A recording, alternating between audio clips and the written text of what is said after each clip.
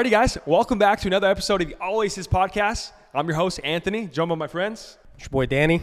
And Nate. And today, guys, we got a very special guest today. Actually, two very special guests today. These guys are the aces of the cannabis industry. And let them know why, Dan. Look, so today we got Albert and Edgar. They're the aces of the cannabis industry. They co-founded Product of Los Angeles, and they're all over the state, man. And if you go to any shop, they're going to be in there. And they've had tremendous success in the cannabis industry. And today we're going to talk about the highs of them working with people like Berner and his brand of cookies, all the way to the lows of having to deal with some of the hardships of the cannabis industry. So without further ado, help us welcome our guests today, Albert and Edgar.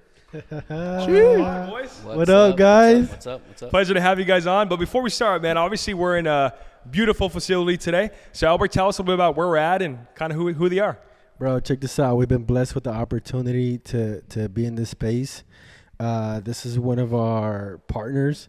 We've been working with them for just about 2.5 years since their inception. This is Culture. They've been around for 2.5 years. Their first store was in Long Beach, California.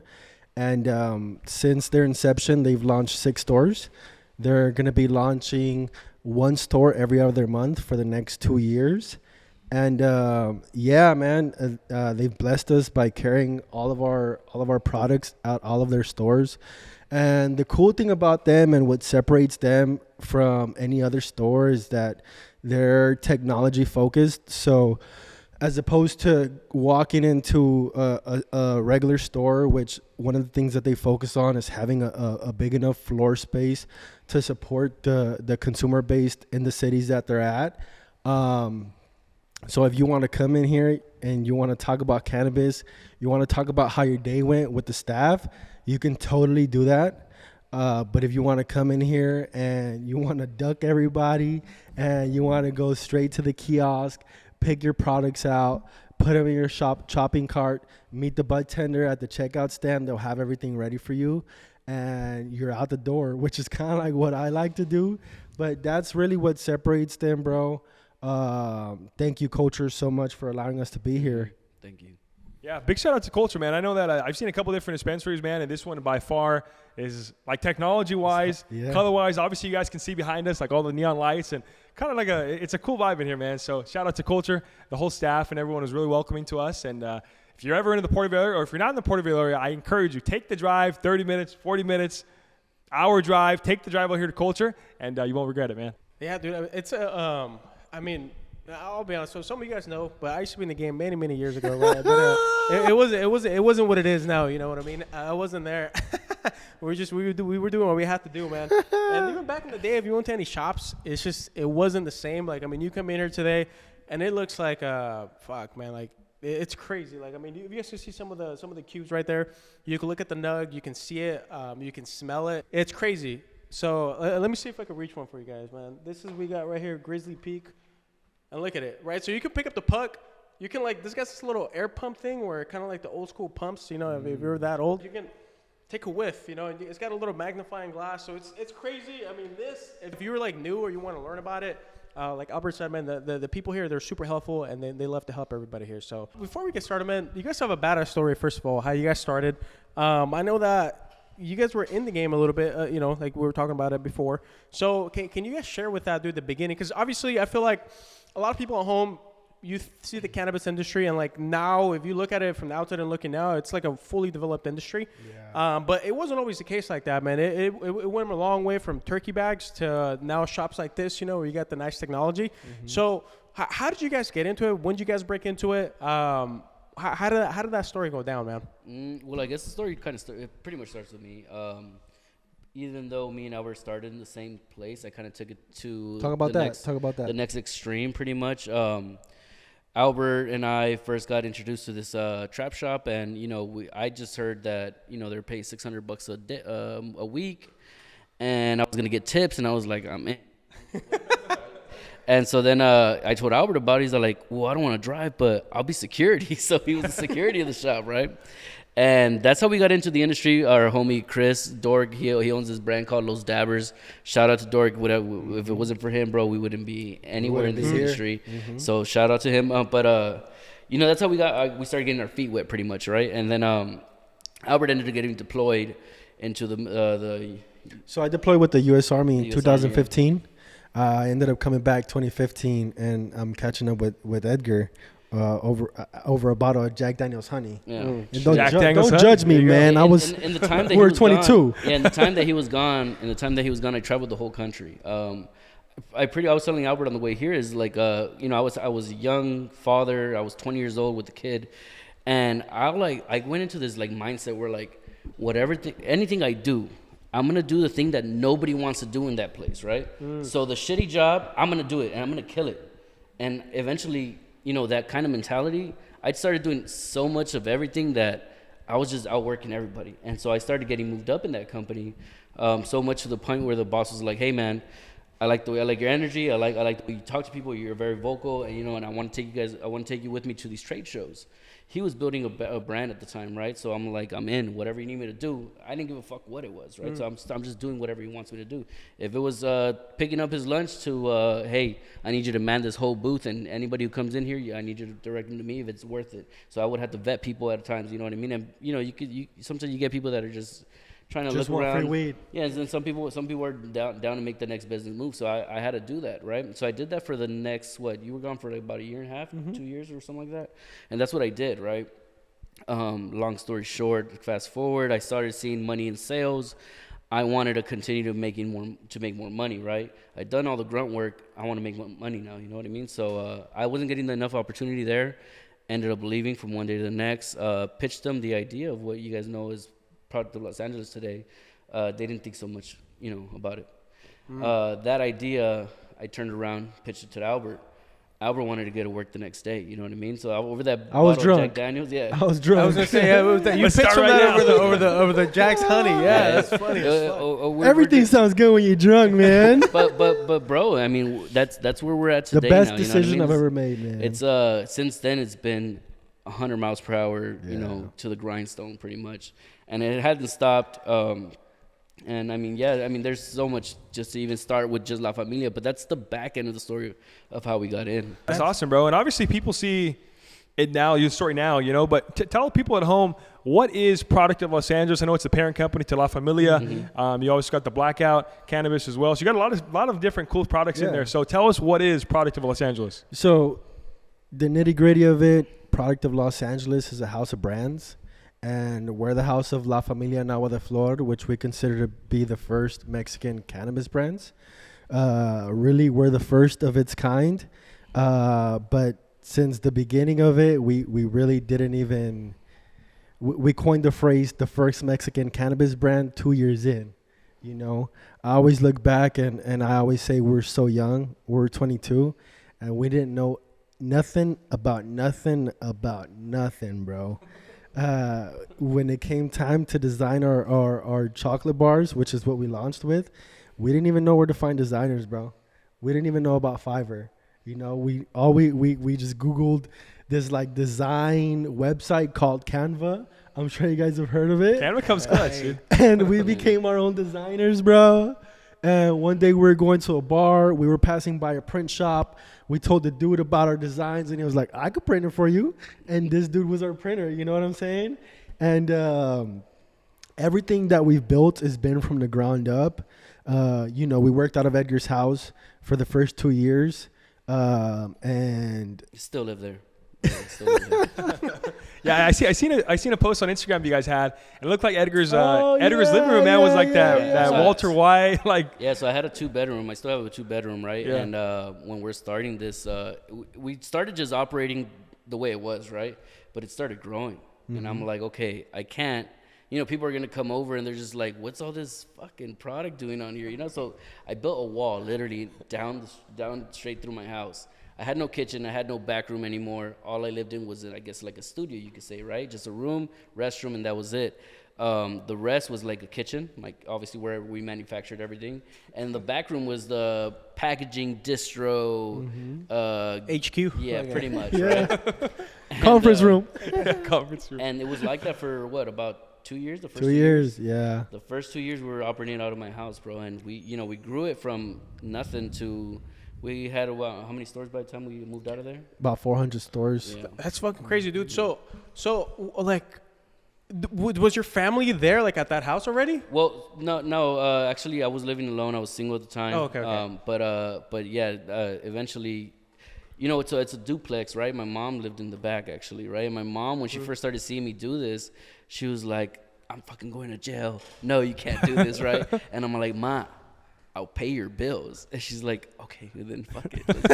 Bro, the Hispanics moms, you say pay the bills, it's over. I know, but my mom, you know, I love my mom, bro. She ended up telling us, if you guys get caught, I know nothing about this. Yeah. Because I feel like from the outside in, even to this day, from the outside in, you see like pounds of like just tree, you know, or trim, you know, you're like, because you have like I feel like especially older people too, they have like this I guess like the stigma like towards the herb, you know. Yeah. So it's I can only imagine a Mexican. The government put a lot of marketing into that, bro. And you you know what? And like the whole stigma about Mexican parents, my mom was just like, "Mijo, why are you doing this? You're taking a risk. Like you've already given so many years to. Why don't you just go get a job, get a regular a steady paycheck, you know, where you can take care of your son and all that stuff." And I was like, I can't, you know, like I need to run with this. I need to. Talk about that why though. Like what was like what goes into the decision from saying like I can't do it? Because some of the people would already quit a long time ago before the success and went back to the job. Well, the thing was, I mean, I said it from the beginning, bro. Where I was again, I had this idea where I'm gonna do the grunt work, right? It doesn't matter what I'm gonna do because I'm gonna get this money, right? And when I wanted it to evolve with this business that I loved, they capped me. You know what I mean? So I'm not a person to get capped. Give me the tools I need to be successful, and I'll make you guys successful with me.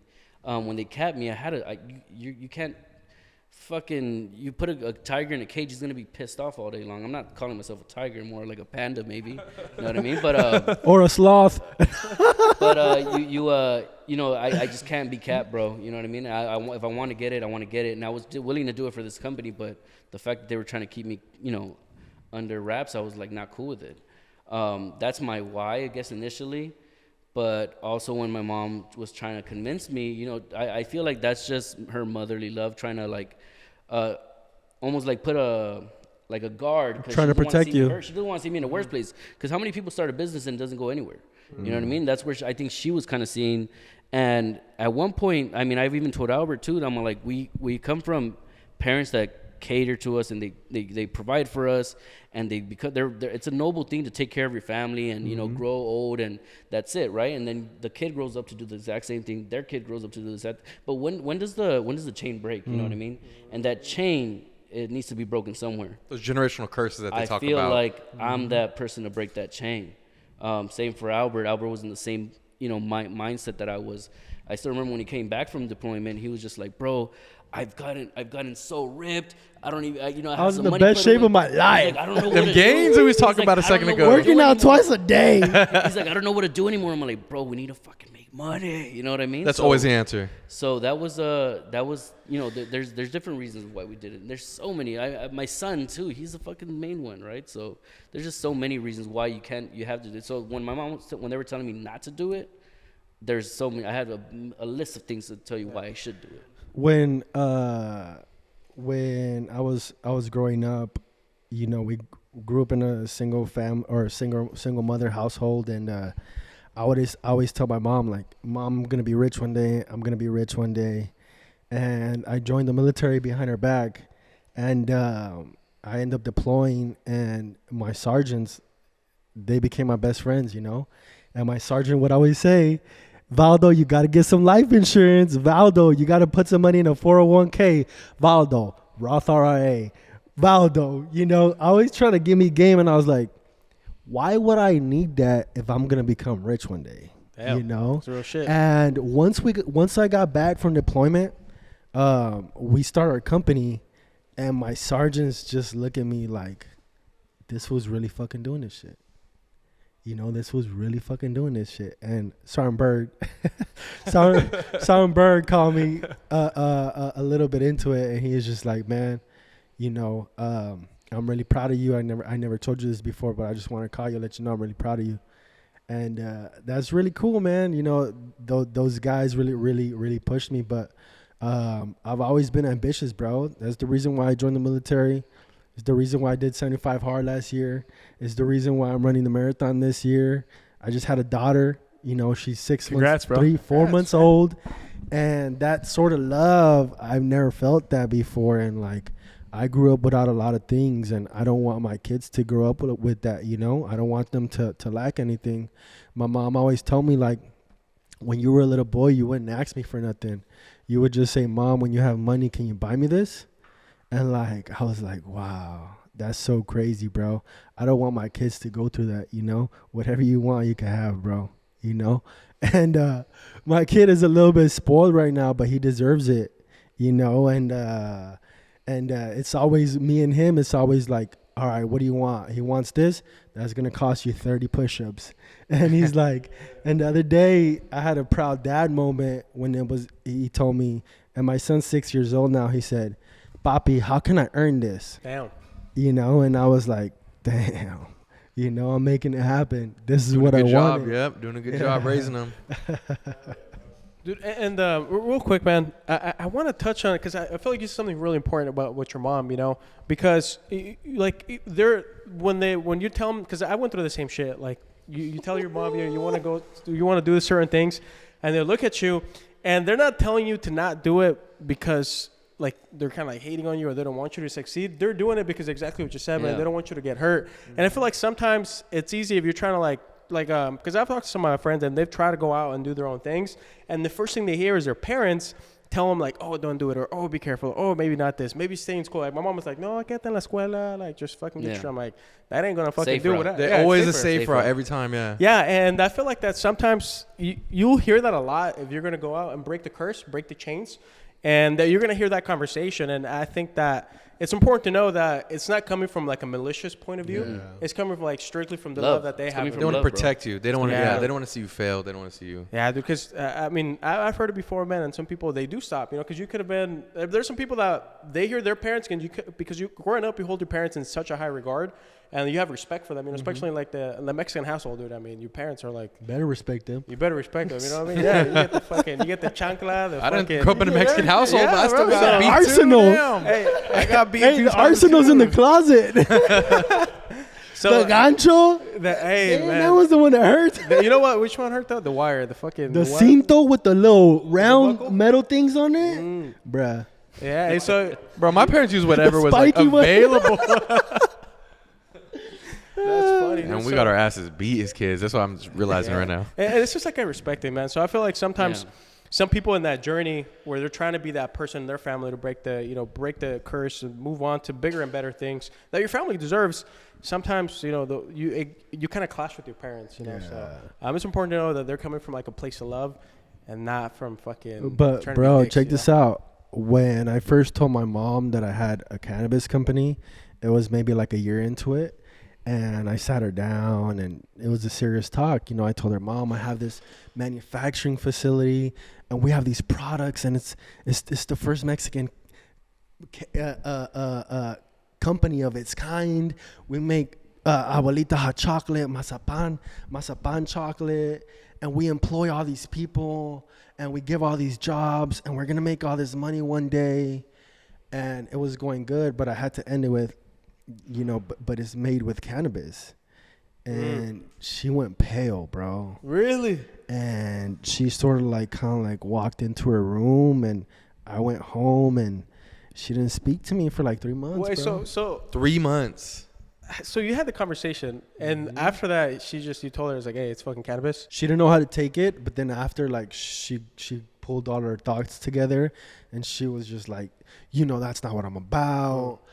You're breaking up the family. And I'm like, what? What year was this? This was probably like 2018, maybe 2017, 2018. So we're still getting accepted, but it wasn't fully everywhere. Oh, yeah. And it hurt, bro. And it hurt a lot, you know. But, you know, my mom, she's the one who came over here from Mexico. So am I the first generation? I'm the first generation, right? Dude, you know what? I never know how that shit works because, like, I think that's how that works. You're the first one here, the first. Yeah, because I don't know, dude. Because I've told people, like, I'm the fucking immigrant. I came here, and Second. people are like, came here? I came here. Yeah, I got here when I was 12.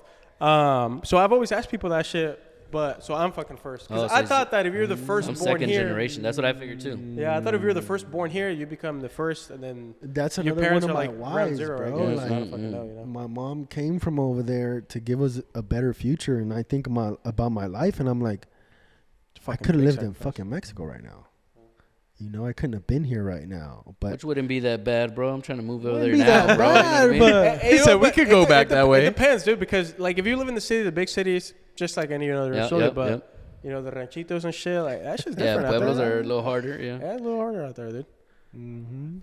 Yeah, dude. And I feel like too. I feel like I feel like a lot of Mexican people, dude. They have that big, like I don't know what the fuck it was. My mom has like a big old like thing against like weed. Like she thinks it's like the fucking devil. It's crack. it's the stigma, bro. Yeah, out of Mexico, it's like if you're a drug addict, if you smoke, you know what I mean? It's rather like see you you drink. drink Like like drugs out there. Like a tweaker, like you're down bad. So, dude, that's crazy. Oh, and going back to that story, what ended up happening with your mom? Like, did you reach out to her again, or? So there's been times where like we'll be in a dinner and like my brother's sitting right here and she'll be like, "How's work?" You know, he's an electrician. He does really good for himself, and like that's it. Nothing for me. Nothing for Albert. You know? Doesn't even ask about it. It's like if I don't ask about or it. like I'll tell her like, "Mom, you know the industry's not going that good," and she's just like, "That's what I try to tell you." She's like, as well. Like that's because God doesn't like that shit, you know. And I love the reasoning behind it too. And parents like, God clearly doesn't want this. You know? Like. The family is so upset. I'm like, bro, you talk to the family, like, nah, it's totally cool. It's fine. When it's bad times, I just consider it like sacrifice. And I know that to have good shit, you got to sacrifice a whole bunch, bro. A lot of people are going to fold during these times. And you just got to be the people that come out on the other side of things. You know what I'm saying? That faith is going to be tested. Bro, we have blind faith. We've learned to have blind faith because so much bad shit happens. Any day could have been our last. And we're still here, bro. Like, we're still fucking here. And it's like by the grace of God. If you would have seen all the stuff that we would have been through, bro, like stores not paying us, people trying to copy our products, just a whole bunch of stuff. So you guys been through a lot of stuff on the come up here. Whole bunch of stuff, bro. So can you guys go into that a little bit? Like, what are some of the things that start like from the beginning? Difficulties, obstacles, people outside busting in. So when I left that company, right, that G Farm company, I ended up going to another company just to get some money while I'm building my business, right? So I'm working at another edible company, right? Because I didn't do edibles for G Farm, but I started going to this other edible company just so I could learn how another industry runs or another part of the industry runs, right? While I'm doing that, you know, I'm telling them I'm building my company on the side. And they're like, oh, okay, cool. But they didn't realize how big we were coming up to. Eventually, they started seeing us in the same right next to their product. They're like, oh, shit. Like, he's really doing this. And so they were just, and bro, mind you, I'm working for them from 7 in the morning to 4 in the afternoon. Those hours. Sleeping in the car, because I had a roommate, right? Sleeping in the car ride home for an hour. And then when I get there, I work at my house from, 6 to 3 in the morning. Go to sleep for 2-3 hours, wake up, back to work. And it was like that for the first 2 years, right?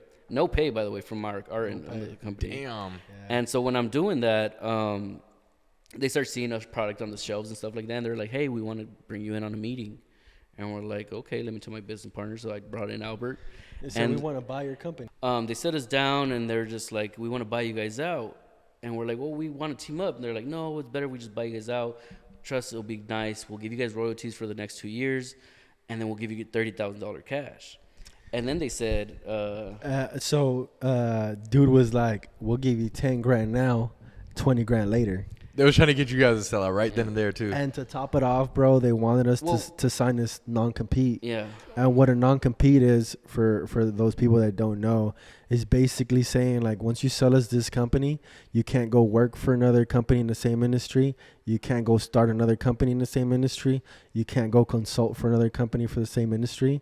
And it was like, these people want to get rid of us. They were trying to get you guys out of the way for whatever reason, because they knew what you guys were doing. They saw us as a threat. And so me and Albert, it's our first business meeting ever. Me and Albert didn't even know how to take the insult because we don't know nothing about nothing, right? So he said we just taking off and it's so happening. we're just like we're on this ride and it's just going. We just looked at each other. We're like no. And how old were you guys, dude? Because you're like 23. 22. Oh, you guys are young. And at that point, I mean, you're 22, 23, fresh in business. How much revenue were you guys doing at that point monthly? We were doing like 40, 50 a month right there. So, and that's fucking crazy because if you know about business and business valuation, like to get offered 30 grand for a business that's producing 40 or 50K, that's just like and so we're just like, no, we're good. And we started walking out and they're like, well, if you guys don't want to do it, we'll just copy your brand. Wow. They straight said that to you guys? No. Dude smacked the table. He stood up. He said, if you don't want to sell us your company, we're just going to duplicate it. Wow. So we leave. We go to our tiny ass, little ass fucking house.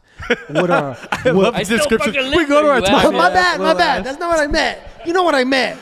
So with our fucking tails within in our ass, and Edgar knows everything about this company, bro. We know they're raking in $500,000 a month, and we're just like, they're gonna crush us, bro. And they scary, you know? They ended up coming out with our Churro Crispy, and our Churro Crispy, we literally invented it. There's nothing else you could look up. You're never ever gonna find this thing no more. They weren't capping then. Like they came after us. They came after us, bro. And we said the next chance that we get, we're not gonna come out with a product. We're gonna come out with a brand. At this time, we're self-employed now. I left the company, obviously, so we're self-employed now, and we're like still like, fuck, they can take us out whenever they want. They have the capability of doing it. They have the team. They have the money. They have the staff. They have everything. Mm-hmm. So me and Albert were just like, the only thing we can do is continue working. You know what I mean? So that's what we did. You know, but I'm revengeful and I'm really, really competitive. That's how it has to be, though. You know, like because we went through that, like that woke me up in the mornings. You know, that was like that chip on the shoulder, like fueled me so much, bro. And I told this fool Edgar, I said, when we get the chance, bro, we're not gonna come out with a product to go after them. We're gonna come out with a brand, and this company was called TKO. And they used to have a logo with a TK and an O with a marijuana leaf in it. And I said, the next brand that we come out with has to have an O so we could jack their shit. And we came out with Blackout. And, you know, we took their logo and we made it part of ours. And have you guys ever heard of the term, keep your friends close but your enemies closer? 100%. Never knew what the fuck that meant until this happened, bro, because everybody was, you know, Edgar was the manager there. Those were all his friends. They were calling him. They were saying, Edgar, we made this much money today. Edgar, we're going to be coming out with this next product. Edgar, we have these problems going on. The last call that we got from them, they said, Edgar, are you guys hiring? Was that after the meeting or was that before? That was way after. Oh, it was after. So they ended up going out of business. So it was TKO. TKO was a brand? Yeah, TKO was a brand. They used to make Krispies, cookies, and brownies, and they were big at the time, bro. Huge. No shit. Huge. Yeah. Fuck. That's big though, bro, because I feel like you need that, right? Sometimes a business, like the cliche motivational shit, really only goes so far, right? Like sometimes you got to have that, like, that really beef. Like, fuck you. You know what I mean? Yeah. Or that's what's really going to fucking wake you up in the morning, bro. And they weren't the only ones either, bro. It was the other company that I worked for too. You know, they found out who we were at 1.2 when we were bigger now. And those guys, bro, I saw them as my mentors because they showed me the ropes, right?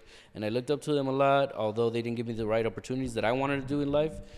I still, I'm like, these guys showed me, right? So I still looked up to them in a certain, like, aspect, You used to have some sort of respect for them for doing that. And then they found out who La Familia was, and they were just like, bro, come in with us. We want to partner up with you guys. When there was 1,000 stores, they were in 1,000 stores, you know? Mm-hmm. And at the time, we were around 400, so we're just like, fuck, we're about to 2X it. This sounds like a good idea. You know what I mean? So we go in there, and now this is a different type of meeting where I'm like, okay, I love you guys. I see them. I hug them. Bro, I know their kids. You know what I mean? This is G-Farm? Yeah. G-Farm. And so then they're just like, so what's your top seller? How'd you come up with this idea? And I'm like, we're telling them everything. Horchata's the best seller. This and this is doing good. This and that. This is how we make it. This is our strategy. That's how they did it. And so then we they're like, okay, cool. We have a machine to do all that stuff. We're gonna meet up in 3 weeks. In 3 weeks, bro, they dropped Malverde, their first their version of and they were Cuban, bro. So that's what it was. They were keeping you close just because they knew they wanted that piece of that pie that you guys were getting into. And so now we have G Farm on our ass, and they're even bigger than TKO. So you feel like it was more personal for them because you were on their team, and then they see you doing their own thing? But the thing is, bro, I never wanted to leave them. Like I said in the beginning, if you let me go, if don't cap me. Take the own event, yeah. Don't cap me because I'll go hard as fuck for you. Well, they're trying to marginalize you, too. They cap me. Push you in your own place. And so I'm like, I had to leave, you know? It's not like I wanted to diss them, and I never did. They were doing pre-rolls, they were doing vape pens, all types of stuff. They weren't doing what I was doing. So I even stayed away from their genre of the industry. But they were Cuban, bro. And they were Cuban. They're not Mexican. So they launched a Mexican-inspired brand. You know what I'm saying? Fucking gentrifying my flavors. And then again, same calls again. I know the people that are in there. They start telling us a bunch of stuff. They ended up getting rated, I believe, for some stuff that they were doing. I heard that G Farm though, they got in some because they were a big brand. So like huge before, because like back in the cannabis game, like there was no fucking brands. Like Cookies was one of the first brands, but G Farm too. You started hearing their name a lot. Mm-hmm. But I heard that they got into some. They were doing some shit. I don't know what happened, but I also was like some legal shit. But you never really know why they target you, bro. And it's like I relate business so much with war. Like so many fucking shots have been fired our way. But we've never other brands? From other brands, bro, and we've never fired the first shot. So do you feel like this industry in particular is very competitive to the point where they'll throw dirt on each other? Burner has that one song, El Chivo, or what? El Chivo? Burner, right? Yeah, the GOAT.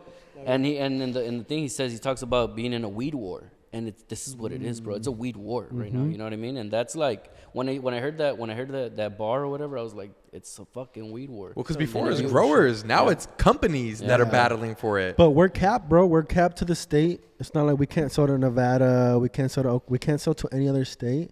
We can only sell to X amount of stores, and there's limited amount of space here, bro.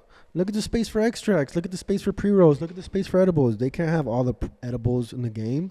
They got to pick and choose, and they're going to pick and choose the best ones. But the best ones are the ones that get targeted. That's how it is. Yeah. And this is the cost. This is the cost that we pay to be who we are. You know, it costed us so much to be here, bro. There's like a handful of other Mexican sort of cannabis brands in this game, and not to knock them, bro. More power to them, but a lot of them have taken a little piece of who we are, you know. There's a brand out there trying to use our name. They're saying like Reserva de la Familia.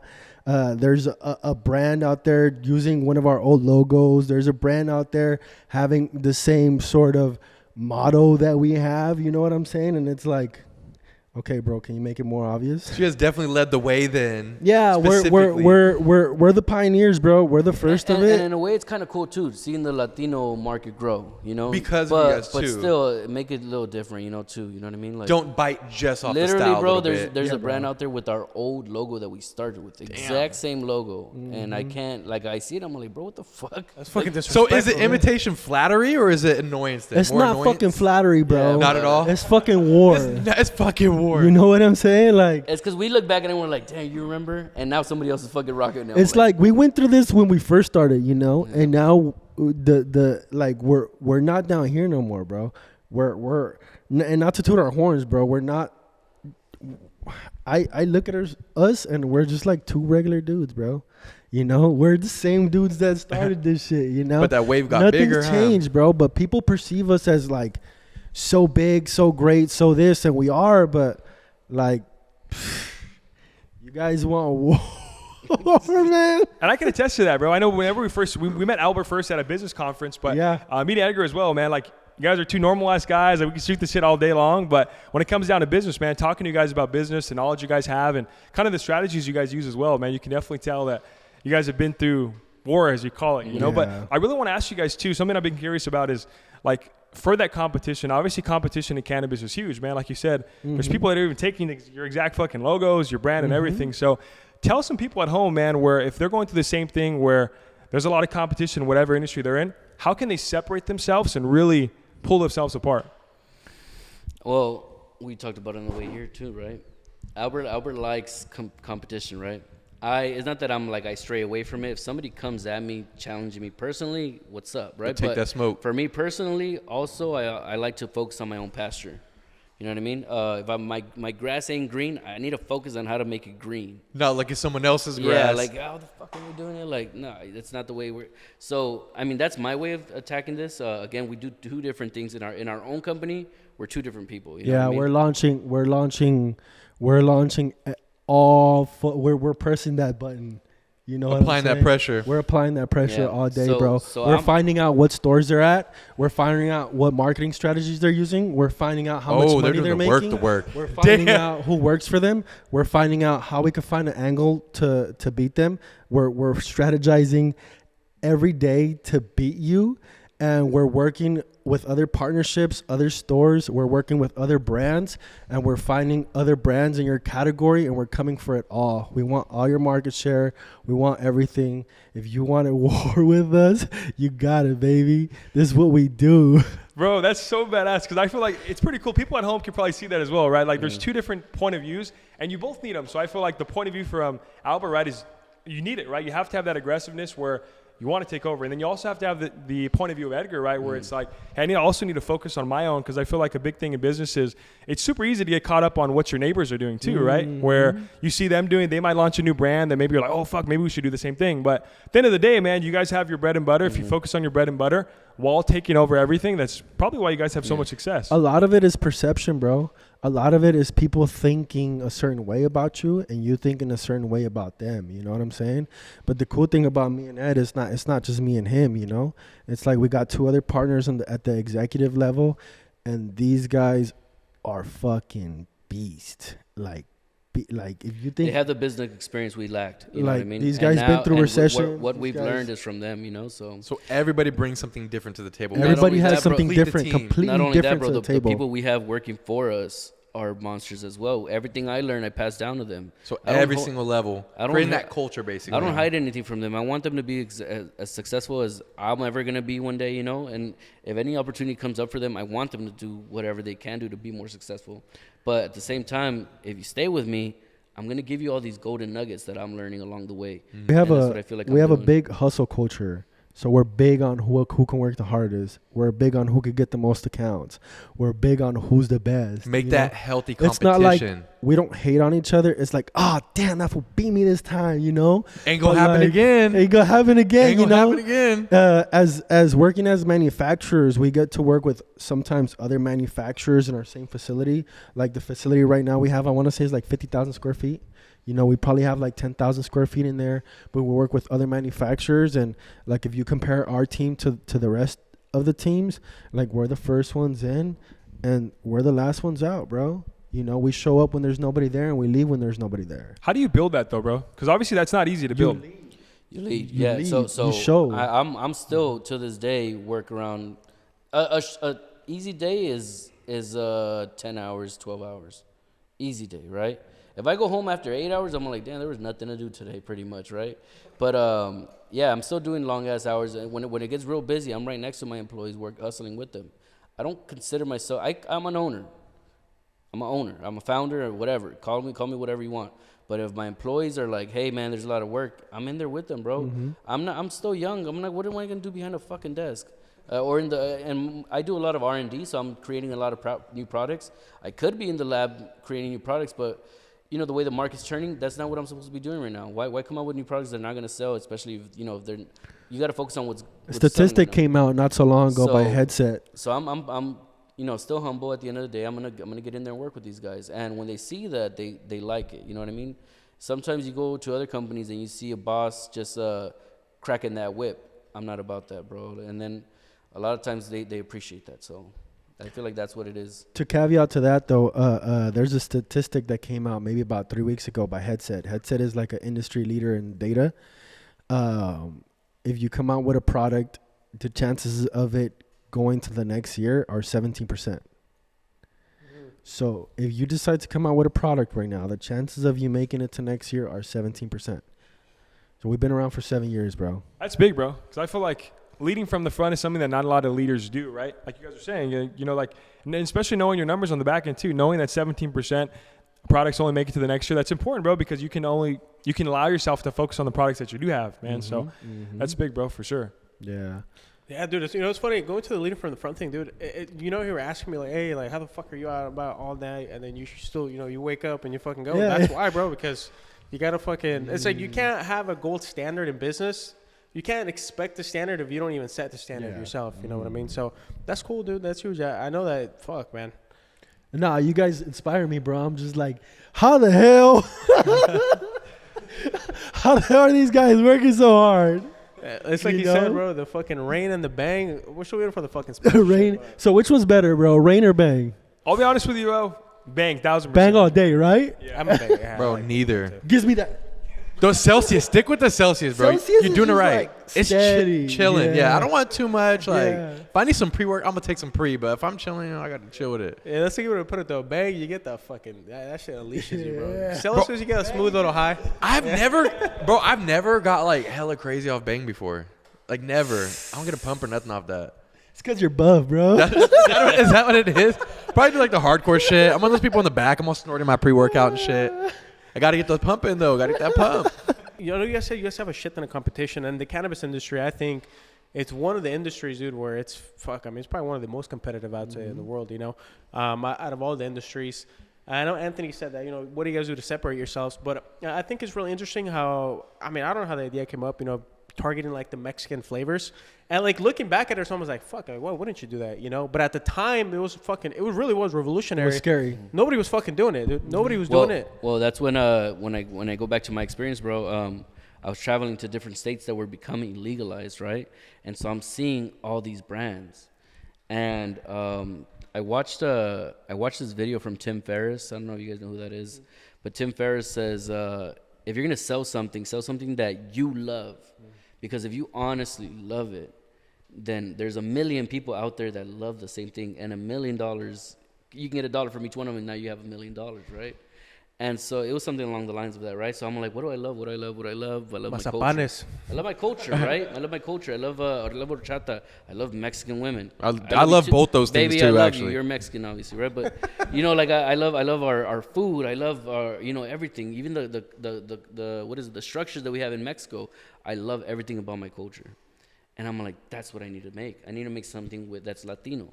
It's especially because I wasn't seeing it. And then you go to the stores and there's just like lemonades, there's brownies, there's dark chocolate, milk chocolate stuff, and the basics. Where the fuck is the horchatas? You know what I mean? I want to thank you guys for that too, because I fucking love crema chocolates. You know what I mean? And that's where I was like, that's what set us aside since the beginning, bro. That's what gave us the leg up. Dude, it's so crazy. I just watched the video, but I didn't read the fucking book. But there's a book on it. I think it was like Patrick. You guys know Patrick B. David? Yeah, your next 15 moves? Yeah, so, that one, I haven't read that one either. But there's like another book that he talks about, where he talks about like the blue ocean. Oh, yeah. So essentially the blue ocean is... We created it. You create the blue ocean, yeah, because in the red ocean is the fucking brownies. The regular obviously shit. The fucking tree and all that shit. I mean, there's like, you can, like, unless you know shit, the weed game, it's all the same. You can't even tell. It's all the fucking same. But going towards like that Mexican angle, dude, you guys did fucking create the blue ocean, which is like why when the big companies got wind of it, they're like, fuck, like we gotta fucking, they wanted to swim in it. They wanted to smother it. They wanted to beat them to that race. Yeah. So that's so crazy, man. You guys literally pioneered the fucking way, and then you have all these copycats that are coming up, Yeah. But it's kind of like a good and a bad thing. It comes with the territory, man. Yeah.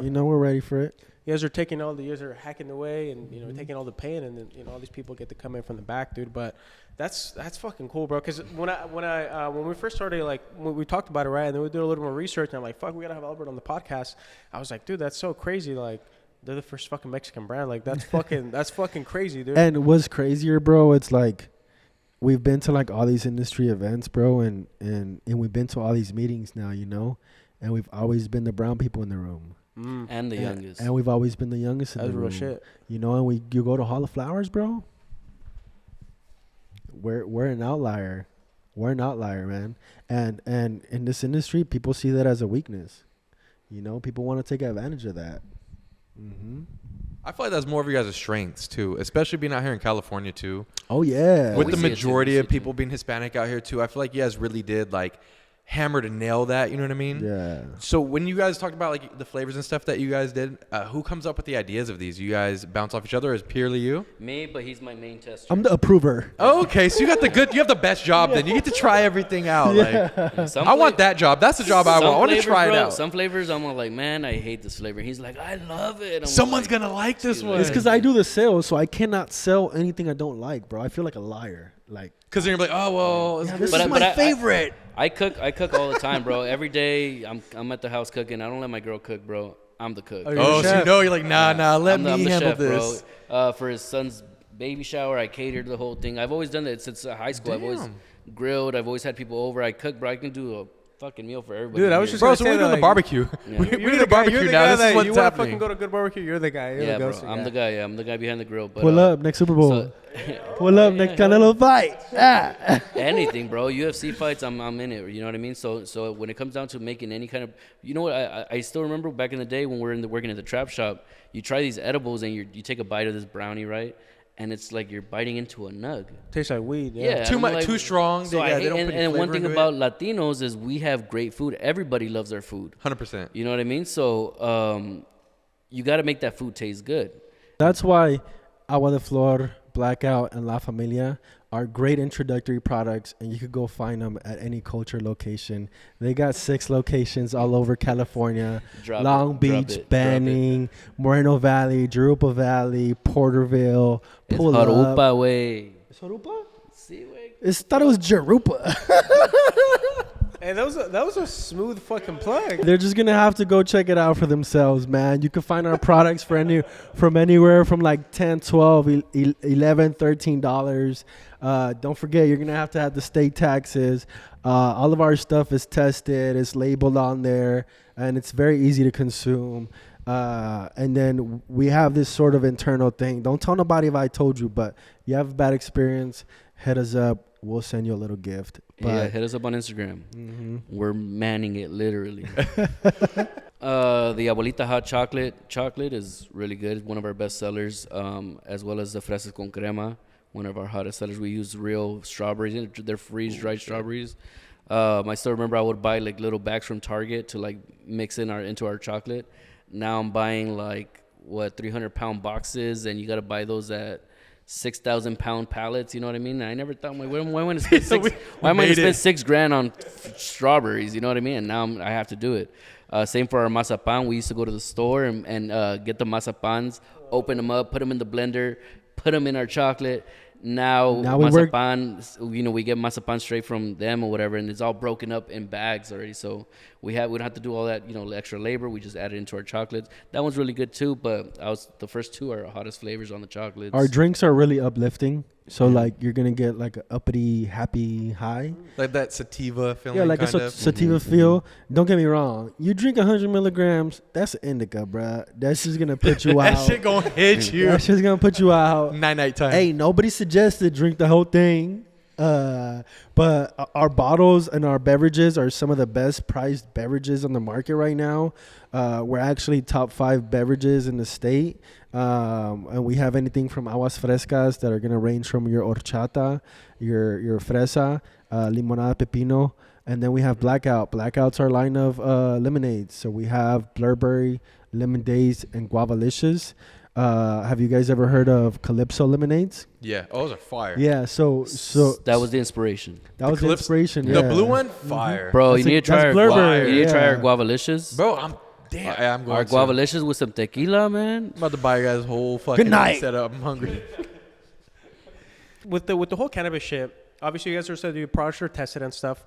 How far along, is the FDA involved in this shit, or how does not yet? Or is it through the state we do regulatory deal with the health department, the food, what is it? CDTFA. Yeah, so they come into our facility and they check all our stuff, our ingredients and all that stuff. I have to deal with it. I was so fucking nervous when they first came the first time. Scary. Hey, when the state, at the first time they came over, I was 27, so they're federal agents, so they want to shut your ass down for doing some bad shit. They'll do it, quick too. So I'm right there like 27-year-old kid from the ghetto. Like what do you want to know? I'll show you. Like, I'm doing everything by the book. You know what I mean? Just trying to, give them, like, I'm trying to get it over with. But yeah, man, it's cool that they do come in because they make sure that they're taking care of the industry. You know what I mean? People, and at the same time, when I pass, I feel great about my product even more so, So because it's there, it hits. Yeah, not only that, they tell us we have one of the best facilities they've ever been to. They came in, they're like, Ben, you guys have everything in order. We like it. Do fix this, but besides that, you guys are good. You know what I mean? And so they come in. They've done that a couple times already. So. How often do they check in on your guys' facilities? You know what? The industry in the state is so big, bro. I don't think they have that many. People to go around and to everybody constantly. But they could hit you up whenever they want, bro. It's kind of random, and you better be ready for it, because they don't play, and they should as they should because this industry. I mean, it takes a lot for you to get to where we've gotten to, you know what I mean? Mm-hmm. So you better not be cutting corners because they will catch your ass, And so that's what we take pride in our facility as well, too. And our employees, all our employees are on game, too, Everybody's trained up and ready to go. So even if I'm not there, I got some badass guys on the floor, you know what I mean, that will take care of my shit, so. That's so good. And for real quick for the testing stuff, for the people that don't know, how do the products get tested? And what are they testing for? So they test for all types of things. So we every time we turn in a new batch, they come in and the lab comes in, and that lab is like somebody that's not. They can't own a distro. They can't own anything else. They're solely a lab. So they have no interest state funded or is it a third party? Not necessarily funded, but it's state approved. So they have no skin in the game with helping your ass out because they'll get in trouble. You know what I mean? So when they come in, and our guy's cool. I mean, we've known him for years already now. So that he's just but they come in, they say what products are being done. You do all the paperwork with them. They go in, handpick the products from the batch, and they're handpicking whatever they want. They take it, they put it in their briefcase, they take it away. They test for heavy metals, they test for pesticides, they test for water activity, they test for a bunch of stuff, right? Plethora of things. Yeah, and then they also test for your potency, which is the most important thing. Everything's important, but we're always trying to get that marker because it's a formula to this stuff. And at first, back in the day, we used to just be like, how do you fucking dose this shit out? You know what I mean? Because you used to, back in the day, there's products that were 1,000 milligrams, but you eat it and you're not 1,000 milligrams, what's your point of putting that much? You're getting fucked up, right? But if now we come down to just making a little square that's just 10 milligrams, your math has to be on point, you know what I mean? So there's a formula to it, and anybody who doesn't have their formula, you got to get on that shit, because they're going to test it and they're going to expose you for what you're selling to the market. And it took us a couple tries, bro. There's times when we're putting out stuff that was at 8 milligrams and we're just like, how the fuck do we get this right? Now we're pretty good, we're pretty accurate at it. It's better to test low than to test high, though, because you have a 10% margin of error. So if you test above it, you gotta destroy the whole batch. Damn, that's crazy. Yeah. Do you guys consult anybody when it comes to the formulas of this stuff, or do you guys do it yourself? We figured it out. So you guys do everything by yourselves all the way down to Instagram. Everything. So what you'll see in this industry is, like, for example, I'm somebody that wants to start a brand. I'll work with a manufacturer to make my gummies or my drinks. I'll work with a sales company to sell my product, and then I'll work with a distributor to distribute my stuff. We do all that in-house, from the extraction to the manufacturing to the sales and the distribution. We do all of that. We take care of all this, and we're making sure that we're employing all of our people, all of our gente, and that's kind of like what allows us to have a better pulse on this market. You know what I'm saying? We're not just here for the money. We're here for the long run. We're here to see this to who knows when, man. Federal legalization. We're ready for that. We're ready for everything that's coming our way, bro. Do you think, on the topic of that, dude? I heard when that Circle K is gonna start carrying, the cannabis. Mm-hmm. Well, that was big. That was fucking huge, dude. How far do you think that the federal stamp is like? How far away? It always depends, bro. It depends on who's in office. It depends who's pushing the agenda. But man, it's just it seems like everything is already scripted.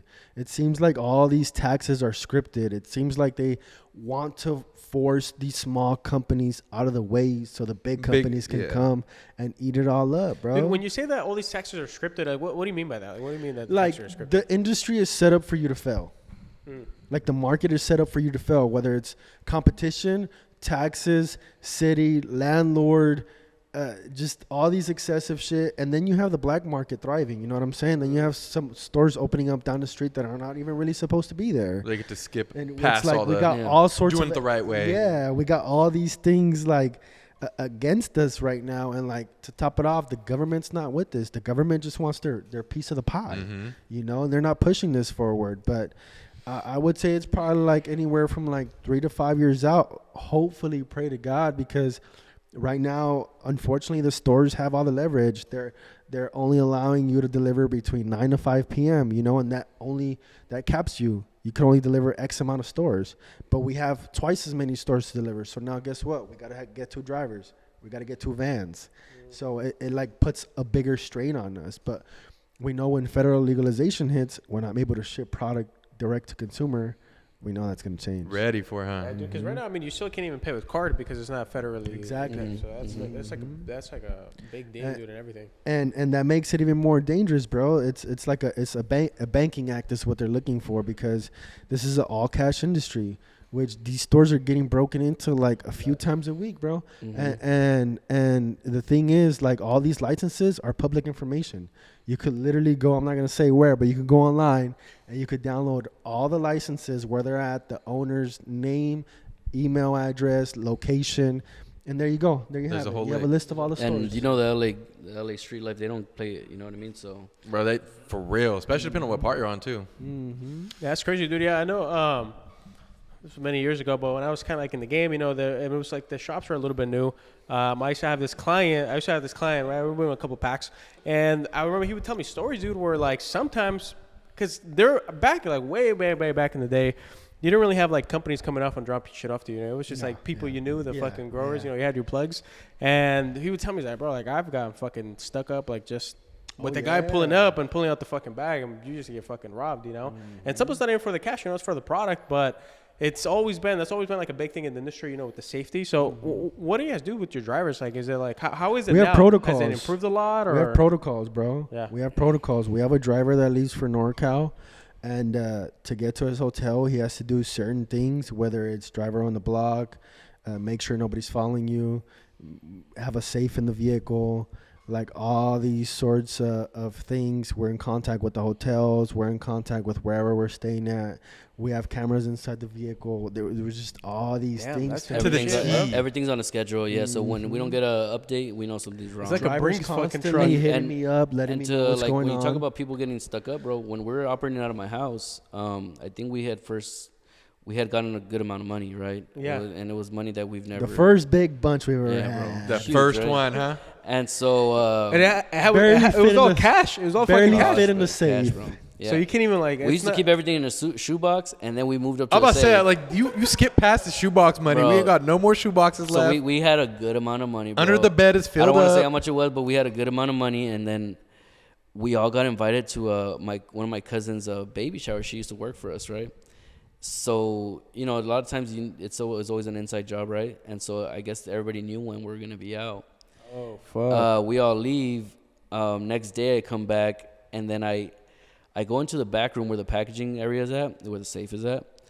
And I'm walking by, and then I pass by the area, and I go and do my thing, and I just think, I'm like, what the fuck? I look back, and I look, and it's not there. And I'm like, waving my hand through the area. I've never been in disbelief. I wave my hand through, I kick my fucking foot through there. It's gone. And I'm like, no fucking ways. I call Albert, I'm like, the safe is fucking gone. I call everybody, I'm like, the safe is gone. And bro, it was it sucked, bro. It sucked because before we even took any pay from that, like at that point we're probably still not getting paid. And we opened up that safe to give people their rent money, to let people borrow money before we even got paid. So it just sucked, and it was just like, we don't know who did this. You know, we don't know. And it's like, you don't know who to trust. You know, and that shit hurts so bad, bro. What goes through your head at that point, bro? Like, what does the conversation look like? Because obviously, if that happens to most people get their savings, right, for the business, like, wiped out like that. It's either kind of like sink or swim, right, where it's either we close down or how do we get back up? So how was that conversation after that? You know what? It was really hard, bro. I mean, I can't even remember like exactly what happened. I just know it hurt a lot, you know. But one thing I can tell you of what we did after that is we went even harder. You know what I mean? Mm-hmm. The amount of money that we lost that day, we started making in a month. Mm-hmm. You know what I mean? So we were making that every month, and you know it was like, and then we look back at the time, we're like, dude, remember what we made this month? We lost it, and it was like all our savings.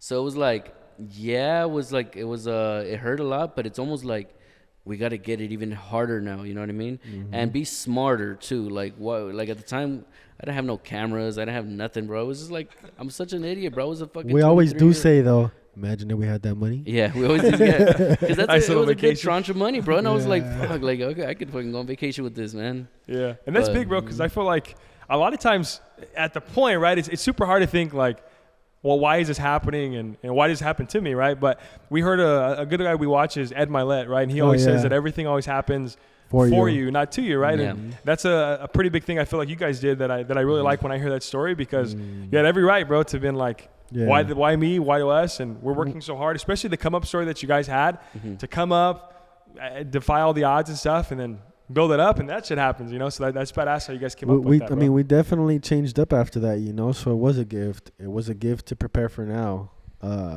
We got rid of some people that were around us, and a lot of things changed from there, bro. But damn, that shit hurt, man. It was like a necessary pain that you guys had to go to. Like it hurts in order to tighten everything soul, up. It hurts your heart because you know that you've never done nothing like this to somebody, you know. And it's like, I thought everybody we had around us was cool, you know. And that reality hits, and some people looking at you like cash cow, like, okay, we can come up on them. Yeah, bro. Did you guys ever find out who it was? Never. So you guys had an idea though, kind of. Yeah, kind of know that I've got a list. But because we know we've been low key scratching names off here and there. So I did want to ask you guys a question too, because you were talking about like limited space when it comes to like shops and you know, getting your brand out there. Are there any politics when dealing with shops or other parts of the industry that you guys deal with to this day? Or there's definitely politics, bro. Like some bigger brands can be paying the buyer. You know, the buyer is the main person that you're going to be speaking to and one of the main decision makers at the store.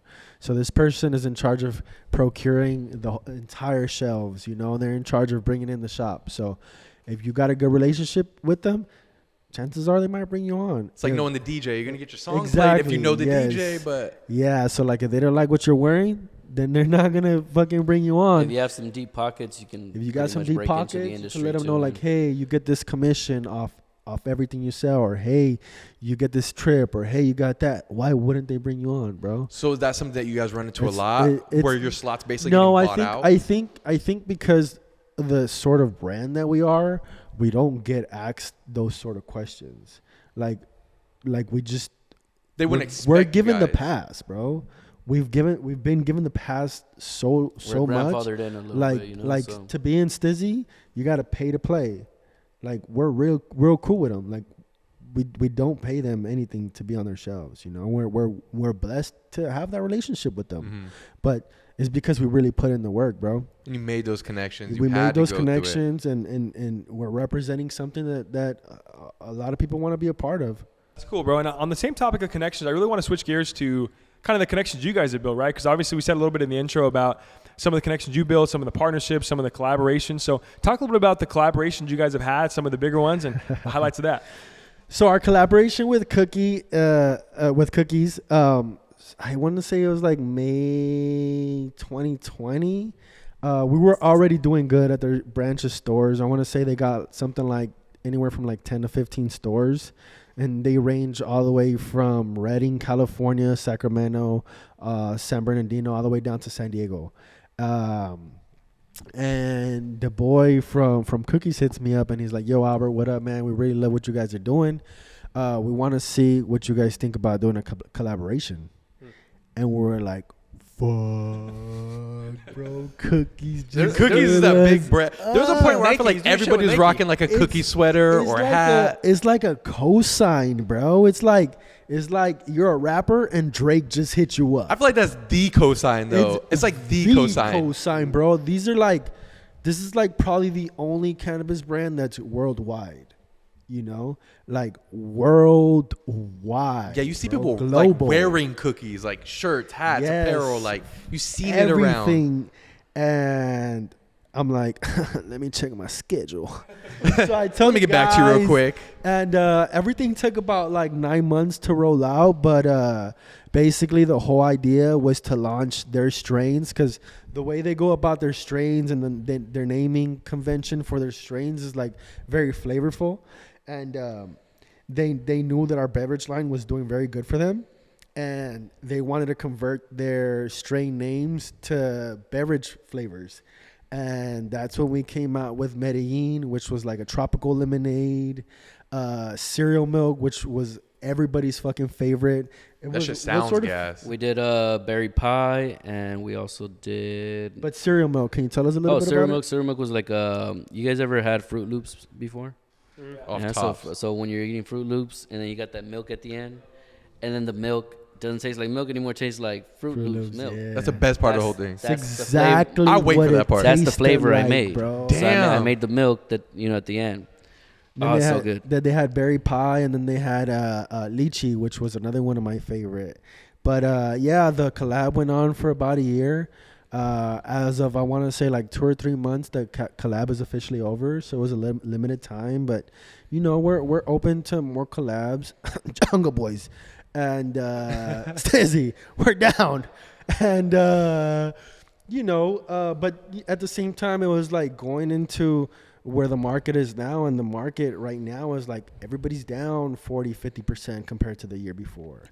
And if you compare that to like a stock market, bro, if your stock goes down 50%, it's a stock market crash. People are crying, people are jumping out the buildings for that.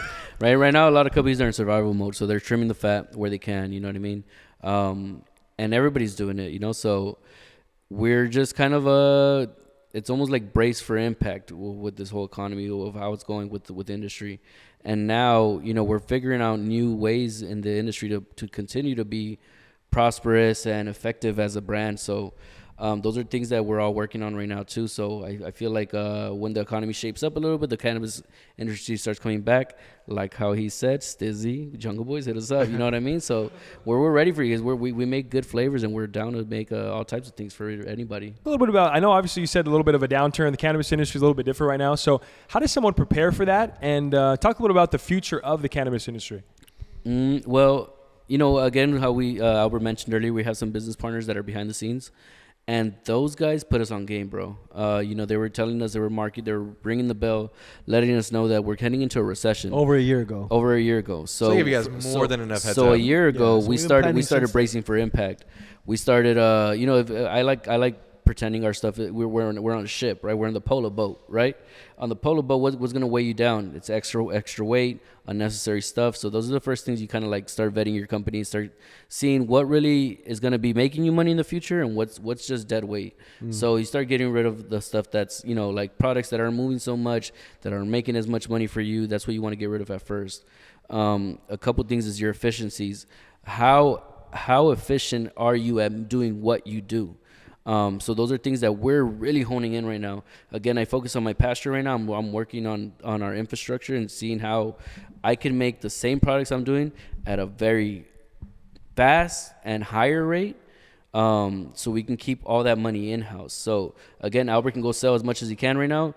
Doesn't mean we're going to get it in as fast as we used to because of how the economy is going. So how our company is going to survive is by making your infrastructure so tight where you're keeping whatever's coming in, you're keeping most of it instead of it letting it come back out.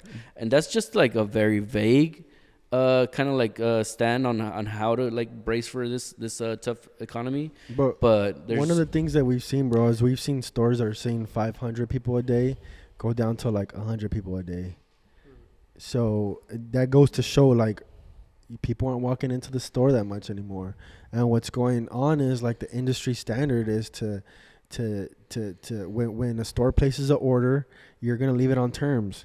They want 15 days or 30 days to pay you back. And it's almost like we don't have the leverage. We don't have the leverage to say, nah, COD only. They could just say, okay, we can't carry you, But that 15-day, 30-day turns into 40-day, 60-day. And our cash flow is like timed up, bro. So it's like, how are we supposed to pay our bills?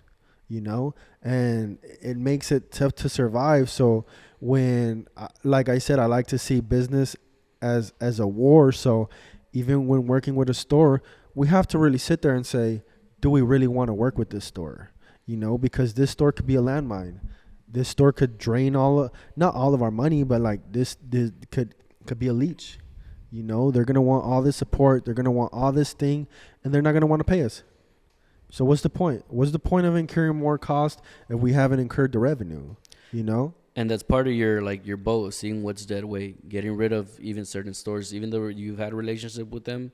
If you see that they're going to be dead weight down the line, 4 months, 5 months down the line, that they're going to be costing you more money than they're actually going to bring you, then it's something that tough conversations to have that Albert has every day, but he has to have them, you know? How often are you guys cutting certain spots off? Like, is it constantly? So it's like this, bro. We try our best to not cut you off because we don't want to do that. You know, it's like the last thing that you want to do. It's the last thing we want to do, bro. But for example, if you haven't paid us in 4 weeks and you're letting us know, hey, we can't pay you this week, but maybe next week or maybe in 2 weeks we could pay you. That's cool. Well, let us know when we can't pay you so we could get you another order, you know. But it's like those stores that start ducking don't you. Pay you and it's radio silence, bro. That's like, they know, they start dipping out a little bit. Bruh, just talk to us. Let us know what's going on. But I don't know exactly. I think there's a little disconnect right there. We don't know exactly what's going on. And sometimes you think like, did I say something? Did I do anything? Like you could easily just tell me, hey, we can't pay you right now. Can you circle back in a week? Yep, that's great. Cool. You know, we could do that instead of it creates like this adversarial relationship. And for us, it's like every time we hit you up for our money, we got to escalate it a little bit more. We got to put the pressure a little bit more. It can't just be like, hey guys, how's it going?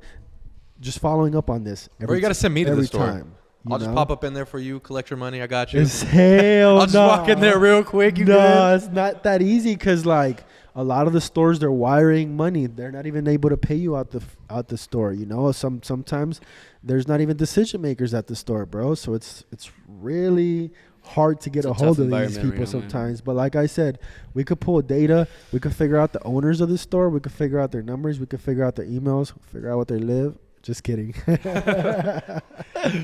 That's big though, bro, because I feel like for the most part, I know for me, right, I didn't really have as much of an appreciation for the whole cannabis industry before, especially after talking to you guys and kind of figuring out the whole operation. It's a lot more, bro, than just finding a store, going up and say, hey, what's up? Can I put my product in here? It's not that easy. Like, it's that. And I know before as well, I've kind of seen a little bit about how you guys have been it goes into the metrics of the packaging as well, right? Talk a little bit about the packaging.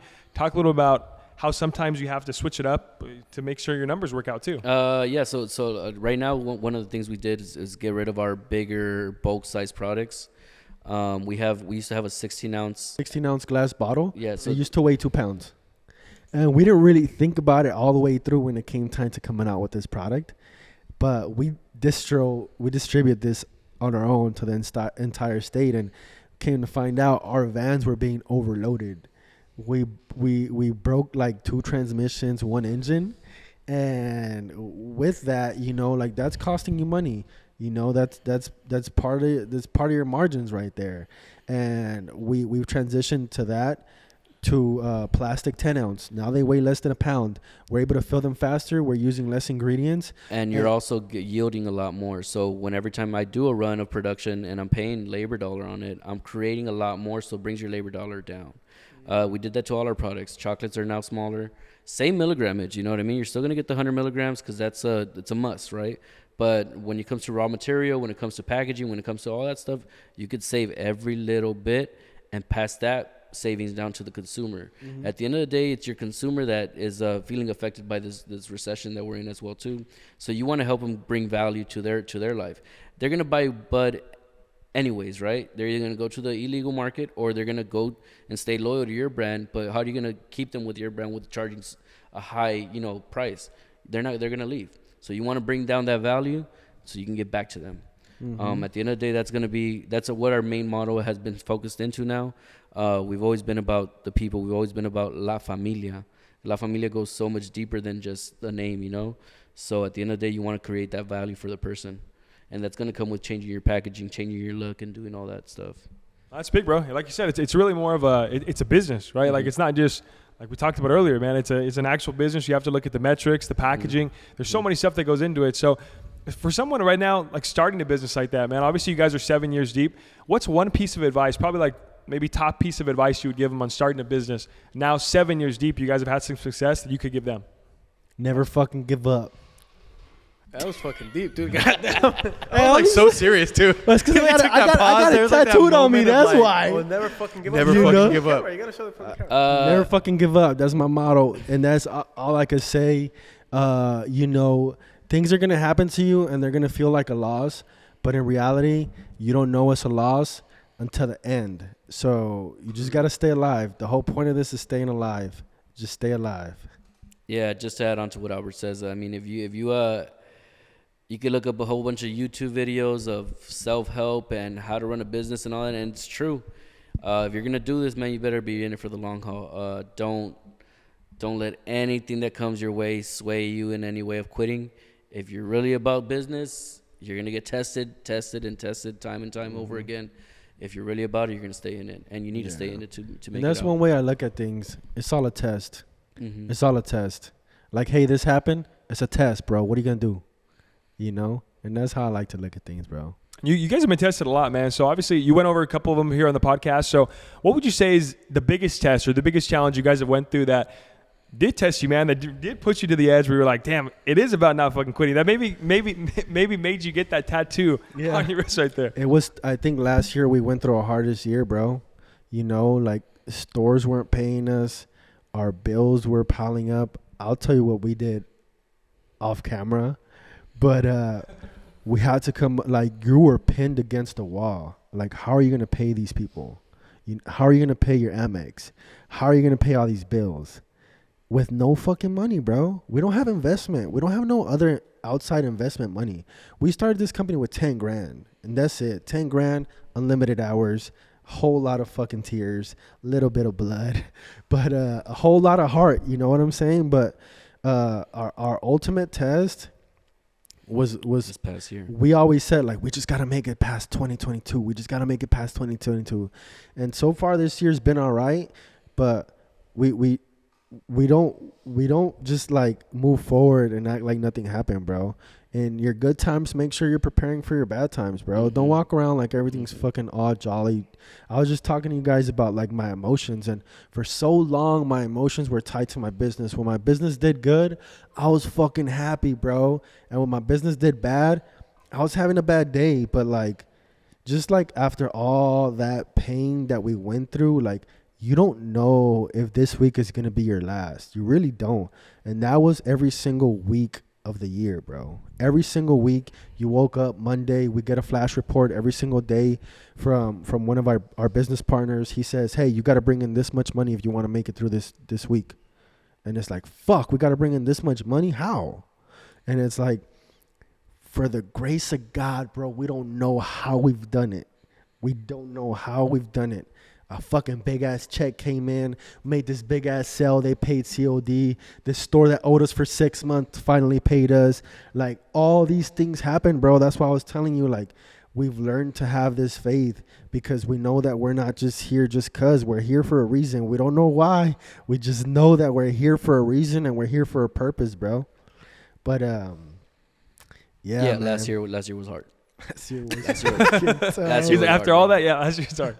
I love that, bro. And I think one of the key things that you said as well that I really like is that preparing for worse times, right? Preparing for the bad times, because I think it's super easy in business. If you've been in business a while, a couple of years, if at home, you probably kind of experienced this as well.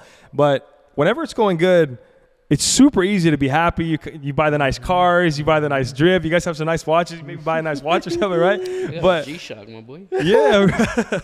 Well, it's super easy, right? But then when the bad times come, that's when the preparation really gets tested, I feel like, and you really find out, are you really a business owner? Or are you really just someone who rode all the highs and you're like, we had to forfeit our pay for a big part of last year, bro. That's our life. We have kids. We got family. We put all of our eggs first. We put all of our eggs in this basket. And there's nothing wrong with putting all of your eggs in one basket. Just make sure nobody touches that shit. Kobe said that.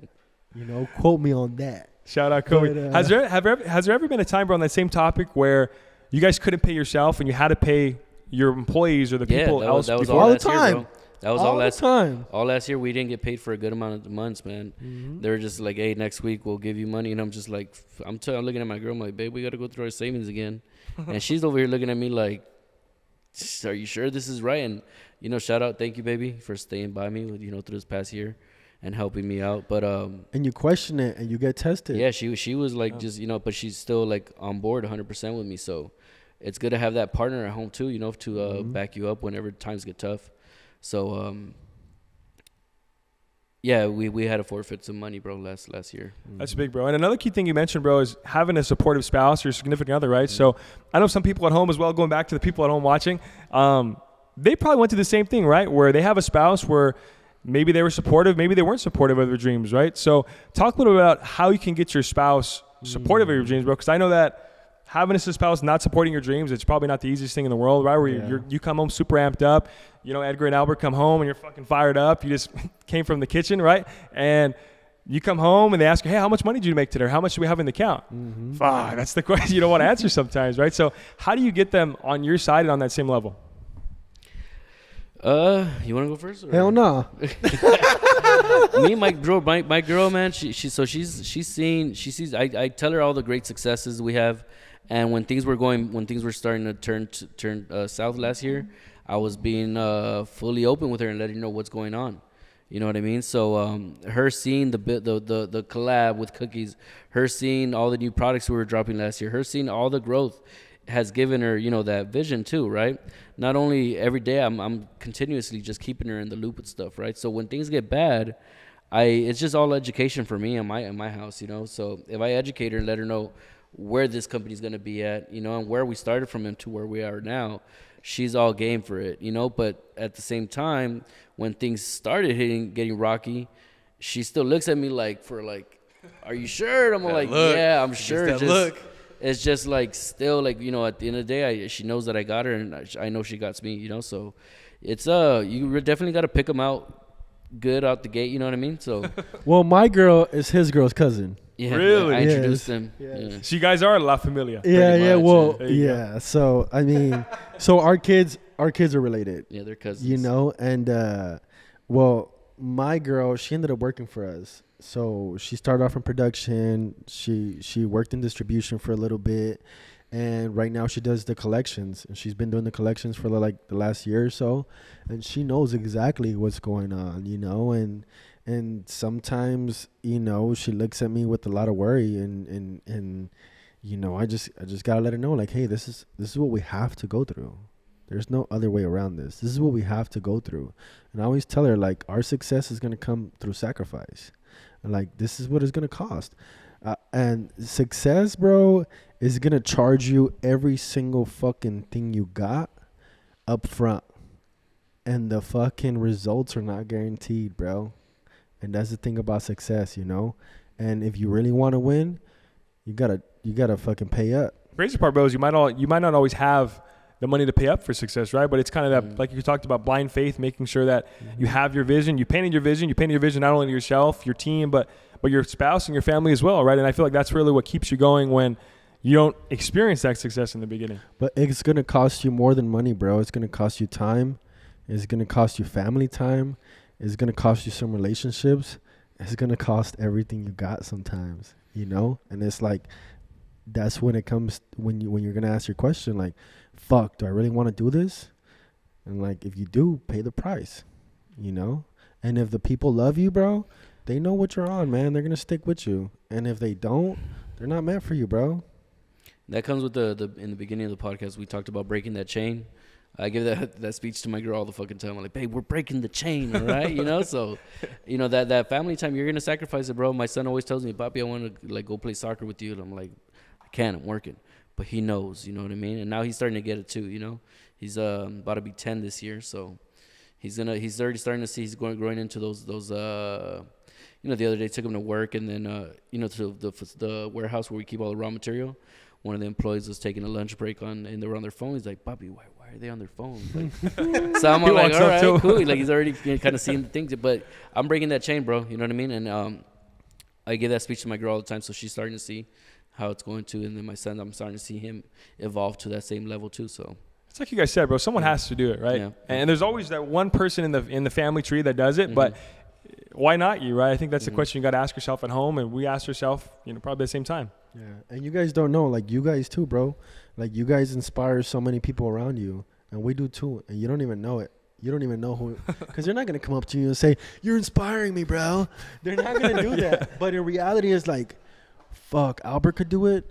Fuck, Edgar could do it. Fuck, these guys could do it. Maybe I can do it. And the truth is, you can do it, bro. That's the truth. But it's scary as fuck. But if you're able to get past that, man, you could do it, man. That's kind of like what opened up my eyes, because the owner of G Farm was like this big guy, like 400 plus pounds. I was like, bruh, that guy could do it. I thought we were talking about the pockets, and you said the pounds. I was like, pockets too. That's what I'm saying, Yeah, but motherfucker had money. I said, yo, if that guy could do it, I could do it.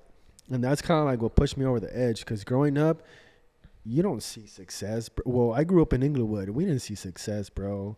I didn't see success until I saw that guy. I said, fuck, that guy owns a shop. Fuck, that guy owns a brand. I bet I could do that. And it worked out, man. Do you think you guys have always had that mentality? Like, you seen someone else do it, and you thought, man, like, that guy can do it, but I can do it. If not even better. I had that with my older brother. My older brother was like my main competition. If whatever he was doing, I wanted to do it too, and I wanted to like kind of I was always competing with him, Until I still remember I was working at In-N-Out right out of high school, and I was like, man, my older brother's talking shit about me. I'm like, I graduated. I used to wrestle. I used to do everything he did, or whatever. And then one of my coworkers, he's trying to enjoy his lunch. He's like, puts his burger down. He's like, why do you compare yourself to him, man? There's so much more in life that you could be doing. And, you got to chase your own dreams. Damn, what the fuck? At the In-N-Out break room, we got Tony Robbins in this bitch. Put his burger down. Bro, his name is Jimmy. To this day, I'm like, fucking Jimmy gave me the best. Because I would always follow my brother, bro. And then when he told me that, I was like, he's fucking right. What the fuck am I chasing this motherfucker for? I love you, whatever, my brother. But I started doing my own thing after that, right? So Jimmy from In-N-Out, man, he just wanted to eat his lunch. I'm pretty sure he just trying to shut me up. But it was some advice that I'll never forget. Touch your life and fucking put his burger changed it. Just gave me like another path. Like it just opened up for me. Shout out to Jimmy at In-N-Out, man. You helped create this multi-million-dollar. Hey, he went to go start company on Jimmy John's. So people at home, if they're wanting to try some of your guys' products, what's like the top 3 products you would say they have to try, must try? So if you guys want to try out our stuff, you guys can search us on Weed Maps.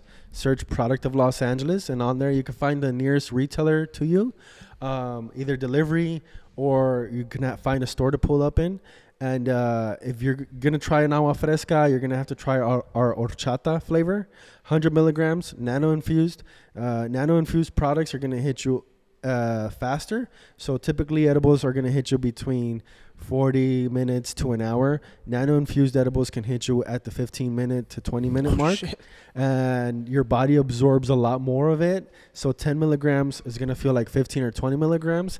The high is going to be higher and is going to be for a lot longer. And then we have our Churro Crispies. Our Churro Crispies are irresistible. You're going to want to eat the whole bag. I'm not saying eat the whole bag. I'm actually advising not to eat the whole bag. I would eat the whole bag.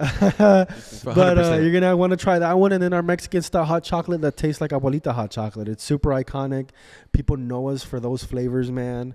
And whenever we call a store, they're like, you guys are the crispy people. You guys are the churro people, right? And it's like, that's what people know us for. So please give us a try. Let us know how you guys feel about it. Let them know, man, for sure. So I really appreciate you guys coming on, man. Like Albert, Edgar, it's been a pleasure, man. And I know that everyone at home, they learned about the whole process of the industry, how the industry works, and more importantly, man, like what it takes to build a brand as big as you guys have built it. And so a tradition here we have at the All Aces podcast is we always like to end it with one final question. Oh, shit. It makes you think a little bit, man. And it's a little bit of a situational base. So I'll start off with Edgar first, and I'll go to Albert. You guys can answer. But I want you guys to picture young Albert or young Edgar, right? Before the success, before the collaboration with Cookies, Burner, all that good stuff, before you guys really knew everything was going to work out, right? What's some advice you would give you guys then to get you through all those tough times? Man, I wish I could talk to myself, my future self, but I would say find a mentor. You know, stop trying to reinvent the wheel. There's somebody out there that knows how to do it. Go find somebody. Find somebody that you can do, like, hang out with that won't, you know, whenever you go to like a boxing gym, you don't want to go to a boxing gym where they're just fucking you up. You want to go somewhere where they're going to teach you. So find somebody that's willing to teach you and attach yourself to that person and give that person, you know, your full attention. And they're going to help you skip a lot of the bumps that you're going to going through business. That's the best thing. I think I should have just done that from the get-go, and I didn't. You know, I thought I knew it all. And everybody always says that. Everybody thinks they're hot shit when they're little, but you don't know shit. You know, so that's one thing I would give myself. For me, I'm always like, dude, if you want to know about me, the content I watch is David Goggins and fucking Wes Watson. So if you look those people up, you're going to learn about me real quick. And the only thing I can say is if you think you're working hard enough, you're not.